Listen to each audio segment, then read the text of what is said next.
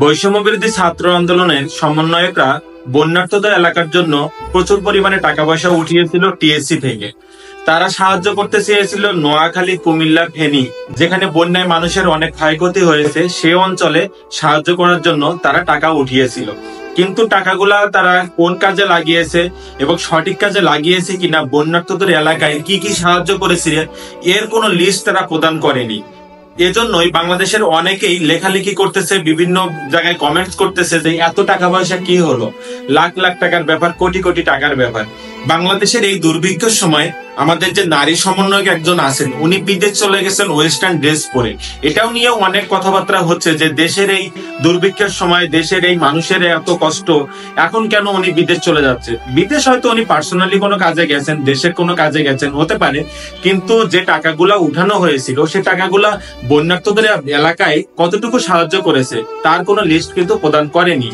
সমন্বয়ক হাসনাত ভাই জানিয়েছেন যে কিছু টাকা বন্যার্তদের এলাকায় সাহায্য করা হয়েছে এবং বাকি টাকা ঢাকা বিশ্ববিদ্যালয়ের ব্যাংকে গচ্ছিতভাবে রাখা আছে, যেমন জনতা ব্যাংক, সোনালী ব্যাংক, এই ব্যাংকগুলাতে গচ্ছিতভাবে রাখা আছে। কিন্তু আমাদের বন্যার্তদের এলাকার মানুষের দুর্দশা তো কাটেনি, মানুষের বিপদ তো কাটেনি, আবার বাংলাদেশে বন্যা আসতে চলেছে, তাহলে ওই বন্যার মানুষের ক্ষতিপূরণ এখনো পর্যন্ত কাটিয়ে উঠতে পারেনি। আবার যদি বাংলাদেশে বন্যা আসে তাহলে আমরা তাদের পাশে কিভাবে দাঁড়াবো, তখন আমাদের করণীয় কি থাকবে।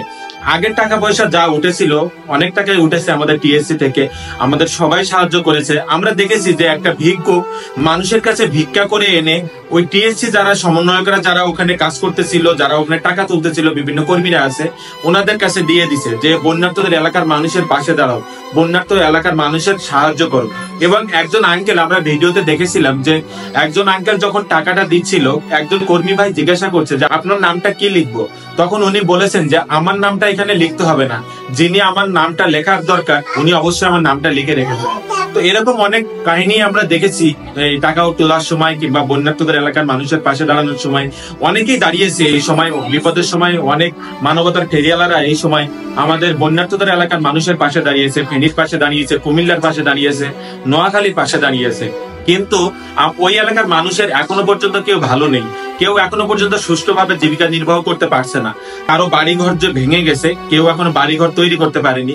তো আমাদের করণীয় থাকবে যে টাকাগুলো উঠেছিল, এই টাকাগুলো আমরা যদি সবার একটা নির্দিষ্ট পরিমাণ কাজে লাগাই, যেমন কারো ঘর বাড়ি তৈরি করে দিলাম, প্লাস কারো টিন কিনে দিলাম, কারো ব্যবসা করার জন্য উদ্বুদ্ধ করে দিলাম, যেমন গরু, ছাগল, হাঁস, মুরগি বিভিন্ন কিছু কিনে দিয়ে ইনকাম সোর্স করে দিলাম, তাহলে তাদের দুঃখ দুর্দশাটা কেটে যাবে, তারা ভালোভাবে জীবিকা নির্বাহ করতে পারবে।